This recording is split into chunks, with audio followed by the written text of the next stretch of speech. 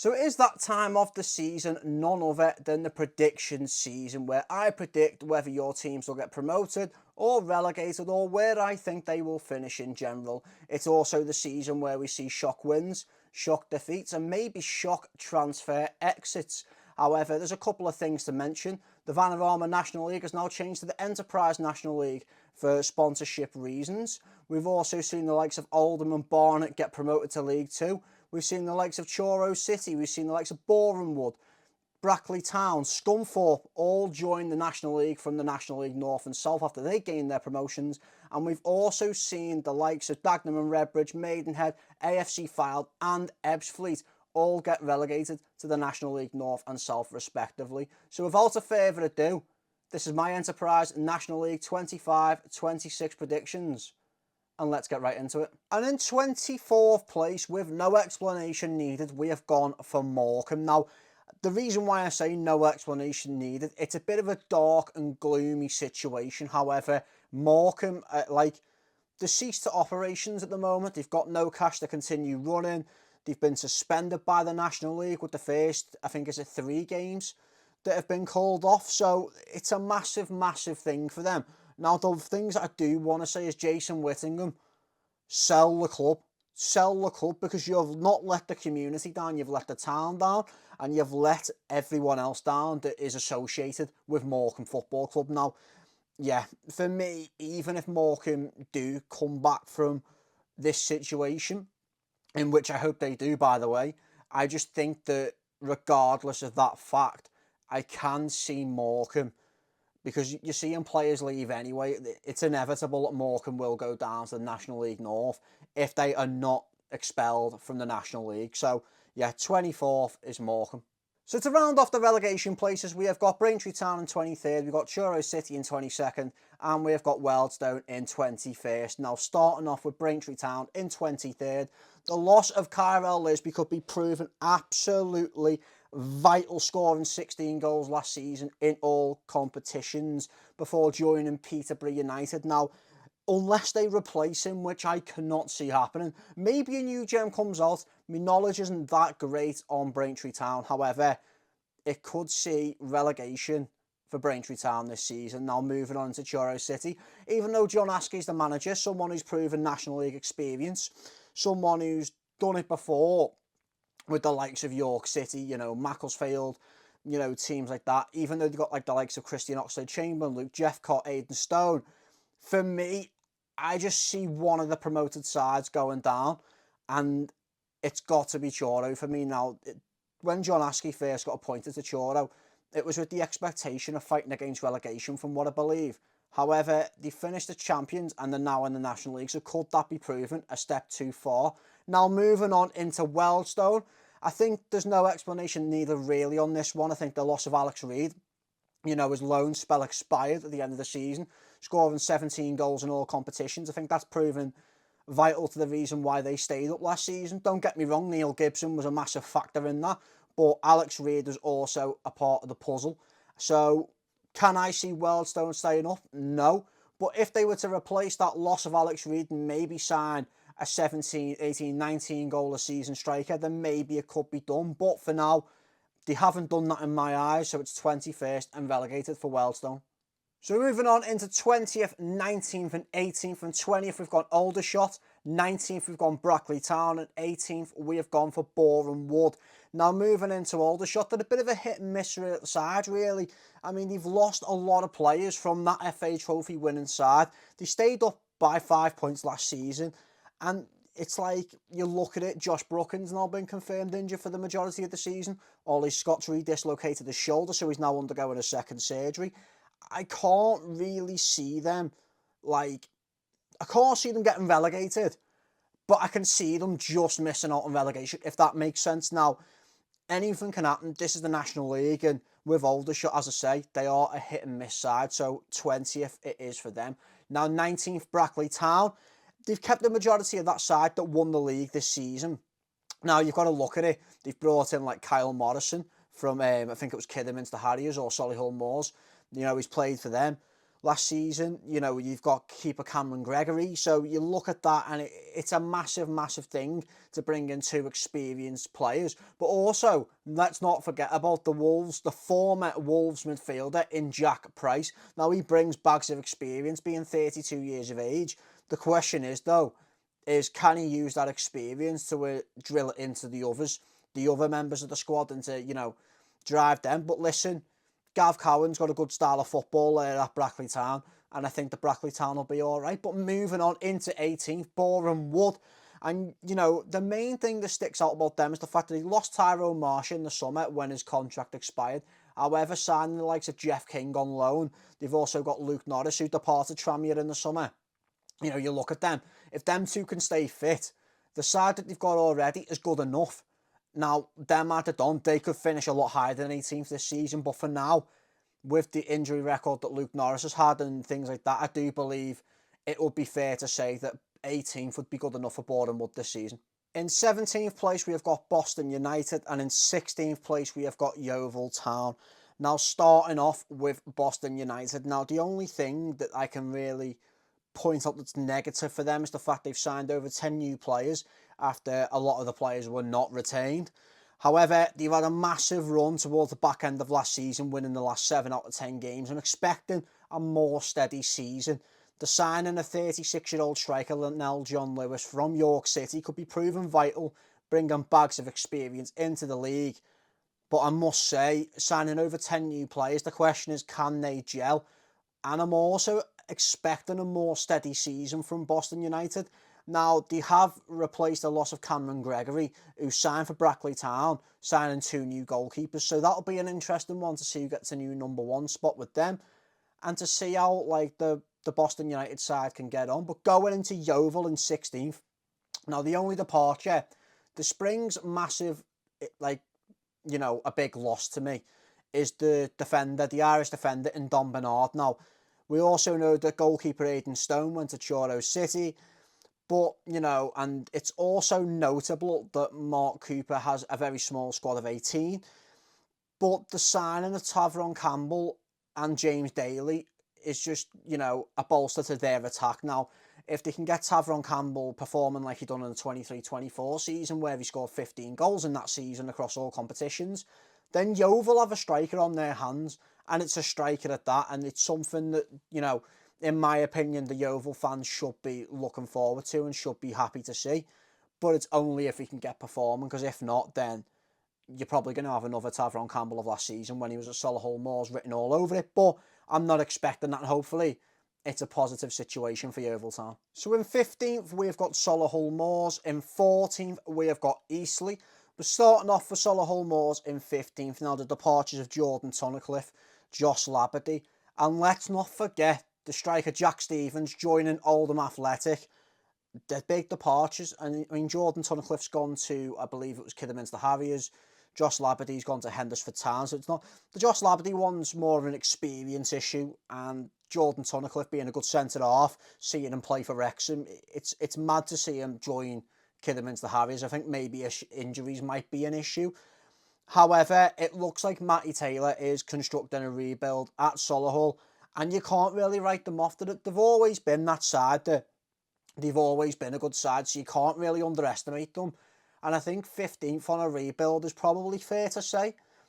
Let me know on that one, because I'm a bit, you know, should I have put Solihull higher? Let me know where you think they should finish. But 14th Eastleigh, you know, Josh Lundstrom, you know, you've got Aaron Pierre joining. So Josh Lundstrom joining from, I believe it's Oldham Athletic.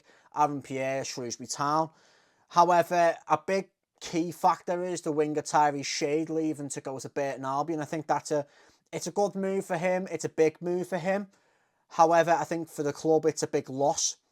And with Paul McCallum as well, you know, 2 seasons ago, he scored 33 goals in all competitions, and now he's only scored 9. So Paul McCallum's a big hit or miss for a striker as well. So it's a question of, can they get Paul McCallum fired? If so, then in my opinion, Eastleigh should be a lot higher. But for now, I think 14th should be, and could well and truly be, a fair prediction all round. So in 13th, we've got Woking. In 12th, we've got Altrincham. And in 11th, we've got Tamworth. Now, speaking about Woking first, They were unbeaten in the last 6, leading to a 15th place finish. The signing of experienced defender Caleb Richards from Kidderminster Harriers is one that sticks out to me, to be honest. Very experienced at this level, and it's something that's good for Woking. And yeah, I don't really know too much about them, but all I know is they're a very underrated side. Now moving on into Altrincham in 12th. They've produced a few quality players over the years, 2 of note being Chris Conclark, who now plays for Peterborough, and Regan Linney, who's left in the summer to join title challengers Carlisle United. Now also it's worth a mention that Alex Newby has joined York City, the other title challengers. But it's also worth noting that the signings of Billy Sass-Davis from Hartlepool, James Gale from Mansfield are 2 to note that if they can get playing, the 2 quality players at their disposal. Now in 11th, we've got Tamworth. I don't know too much about them except the fact they're a very good side, and over the years they've gone from strength to strength. Now retaining the services of Jazz Singh and also signing Manny Doku from Solihull Moors, who scored, I believe it was 4 goals in 9 appearances or something like that. The 2, keeping the services of Jazz Singh and the signing of Manny Doku, it's very, very good for Tamworth, and they're only going to go from strength to strength, and they are a very underrated side. So yeah, apart from that, I don't know too much about Tamworth, except an 11th place finish seems right to me. So as we move forward, edging closer to the playoff positions, we're going to go for 10th and 9th. So in 10th, we've got Sutton United, and in 9th, we've got Hartlepool. Now starting off with Sutton United, they've got quite a young squad overall, and the signing of Adam James, he will just boost the age statistics, to say the least, the overall age of the squad. Being 31, he brings National League experience, being a right back, joining from Aldershot Town. However, the signing of Jaden White, the winger from Hereford, could be a huge one to watch for Sutton United, as he did sign from Hereford. Only 23 years of age, registering 8 goals as a winger. Now moving on into Hartlepool United being in 9th. Now I feel like they've got work to do, because theoretically, you could put them in the playoffs with the signing that they've made, and it wouldn't be a bad shout. However, the signings of Alex Reid is key. If you can get him to play, you've got a 15-plus goal striker who can get you goals. Now, also signing Danny Johnson from Walsall, if you can get him to link up with Alex Reid, you could have some partnership on your hands. So, why would it be wrong to say that Simon Grayson's Hartlepool could get into the playoffs? Why would that be wrong? However, for me, only having 1 goalkeeper on the books in terms of a senior player, that is, that's something that you look at, and I still think there's a bit of work to be done at Hartlepool. So that's why I've gone 9th. I think that might be a fair prediction. Let me know in the comments. But also going back to Sutton, I don't really know too much about them, hence why they're in 10th. Now in 8th, just missing out on the playoffs, we've gone for Gateshead. Now with Gateshead, the signings of Harry Chapman from Barnet and Dom Telford from Barrow stick out to me. Now, Harry Chapman's won the league with Barnet, so bringing in a league title winner to Gateshead, for example, it's pretty good, because obviously it's not pretty good, it's very good, because you've got National League experience, especially National League title winning experience. Now with Dom Telford, it's more of a redemption arc, having failed failed spells at Barrow and Barnet, for example. You've seen what he can do when he performs, so it's just getting him to work. And to be fair, if you can get Dom Telford to work, you've got a 15-20 goal a season striker there, so why couldn't Gateshead get into the playoffs? And for me, choosing the playoffs and choosing the teams outside the playoffs, it's very much a difficult situation, to be fair. It's not something that's so straightforward. So for me, Gateshead sitting just outside, it wouldn't be wrong to say, I don't think, but also to say, would Gateshead make the playoffs? You could answer there's many teams that could make the playoffs in this league, to be honest. However, the departure of Regan Booty, going to Barrow, that's something that sticks out for me, because you've lost someone who's registered 9 assists last season. So overall, you might have brought in Harry Chapman, but you've lost Regan Booty, but you brought in Dom Telford. So to say Gateshead might have a little bit of work to do, I don't think that is the wrong thing to say. So 8th just sounds perfectly right for me. So starting off with the teams who have made the playoffs, in 7th we've got FC Halifax Town, And in 6th, we got Scunthorpe United. Now, FC Halifax Town are a very good side. They were always in and around challenging for the playoffs. Now, forget that utter dross performance against Oldham Athletic in the playoffs, because for me, Oldham was always my pick to go up anyway. And if you don't believe me, go and watch that game, watch the vlog, it's all on there. I did go out and say that Oldham were my early contenders to go up. However, forget about Oldham. This is about FC Halifax Town. Now, how you look at this, they've got a great workhorse in the signing of Cody Johnson from Stockport County. Now, you look at Cody Johnson, he's a local lad, you know, he's a workhorse and he's had a quality loan spell at Kingsland Town. So he has got a lot to prove to bring this to, you know, the National League and prove what he's about. But you've got an engine, you've got a workhorse. So, you know, you should be looking forward to Cody Johnson and seeing him in that midfield for FC Halifax Town. Now, the signing of 21-year-old forward David Coward as well from National League Southside, Averley. That's a very good signing as well. He's 21 years of age. He's only going to get better, scoring 10 goals in all competitions in that National League South. He's only going to get better. So he's a signing to watch out for. You know, he's raw, he's young, you know, he's got everything about him that needs to top it up to the next level. So he's one to watch out for, definitely. But going on into Scunthorpe now, do we really need to speak about Scunthorpe much? You know, the likes of Danny Whitehall, Alfie Beeston, Callum Roberts. For me, they're a left winger away from defo cementing playoffs. And that's coming from my side of things, but that's just me seeing how Scunthorpe are played. The question is keeping Callum Roberts fit, keeping Danny Whitehall fit.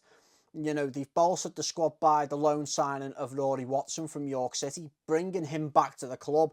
You know, the thing is, with Rory Watson, he had a time, you know, that game to forget that, you know, you don't really want to speak about it against Bristol Rovers, I believe it was. However, this is a completely different kettle of fish. We're in the National League now. You know, he's had spells at Wrexham. I know he didn't really play at all for Wrexham, but going to York City, I think's done him the world of good. Now coming to Scunthorpe United, it's something that, you know, you look at that and say, look, he can play first team football. I know Scunthorpe fans weren't too keen on the keeper that they had in pre-season.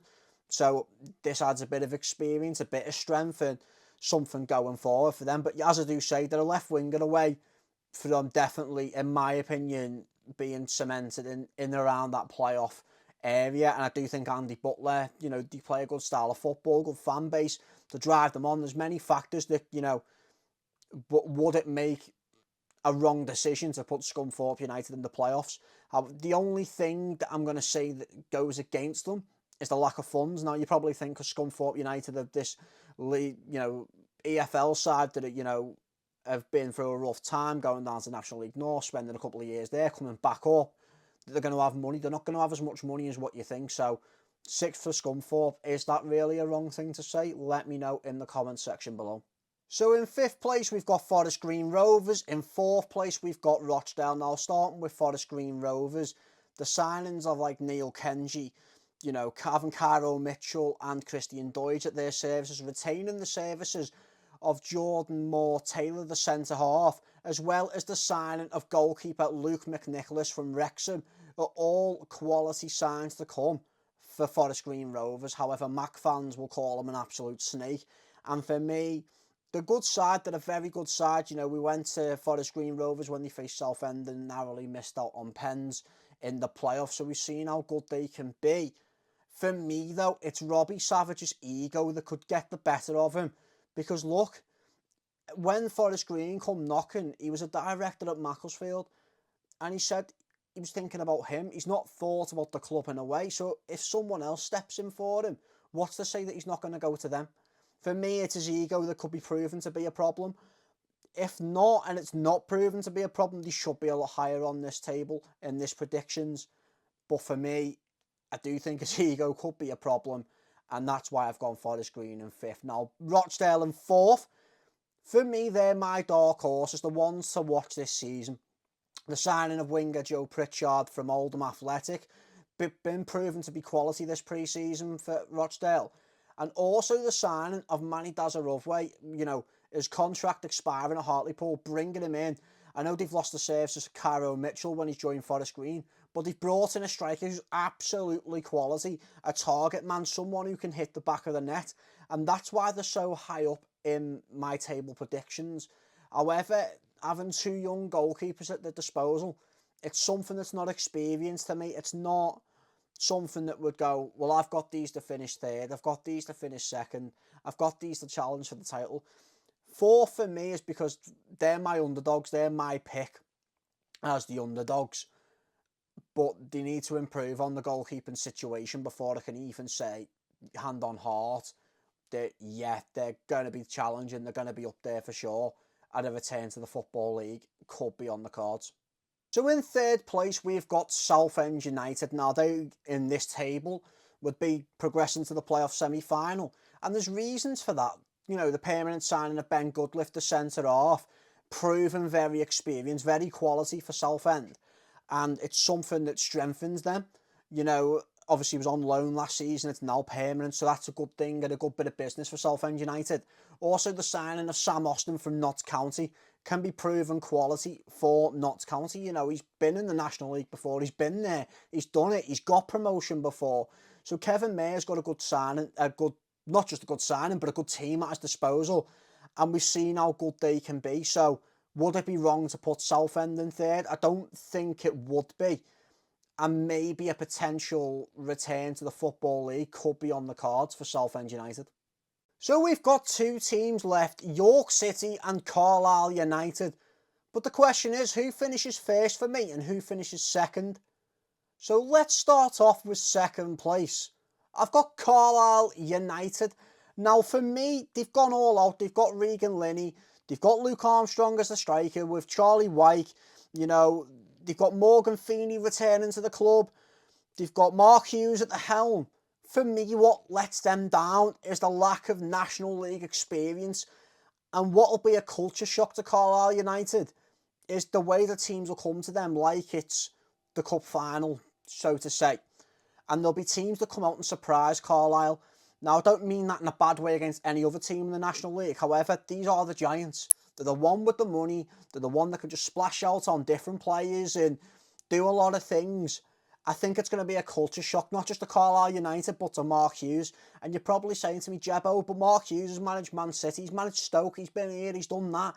It doesn't matter when you're in the National League. Look at Phil Brown.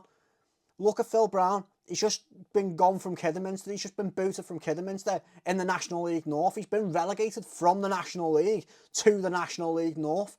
Experience is this. Like, if you don't have National League experience, I don't know. The only way to put it is it's a different type of experience compared to anything else, if that makes sense. It's a dogfight. And I think it's going to be a culture shock to Mark Hughes and Carlisle United. And I think the fans of Carlisle United as well. I think that they're going to think that they're going to walk the league, maybe. You know, things could be positively happening for them. But I do think that it's going to be a culture shock, especially for Carlisle United. Now, going on into York City, missing out on the playoffs, getting beat by Oldham Athletic, who went up, finished second on 96 points. The arguments for 3 up, 3 down are there. For me, personal point of view, I don't know. It's a bit of, I've got points for it and points against it, and I don't really want to go into that right now. However, the signings of Ashley Palmer, the centre-half, and Ollie Banks, the midfielder from Chesterfield. You know, you've got left-back Mark Kitchen. He's done it once. He wants to do it twice. He wants to get promoted again, but this time with York City. You know, you've got Alex Newby from Altrincham, and, you know, it seems like they're going all out for it this year, especially if they can get Josh Stones to perform. I think that's, you know, going to be a key aspect for York City, and I think that they can actually do it this year. I think that they do have the National League experience and what it takes over Carlisle United. And that's not me bad-mouthing Carlisle. I just think that it's going to be a different type of kettle of fish for Carlisle as compared to, you know, what York City have at their disposal, safe to say. So we do have York City being the champions of the Enterprise National League this year. But for the playoff winners, I'm going to go for Rochdale. I do think, as I said, they're my underdog. They're the team to pick. I do think that the goalkeeping situation would let them down.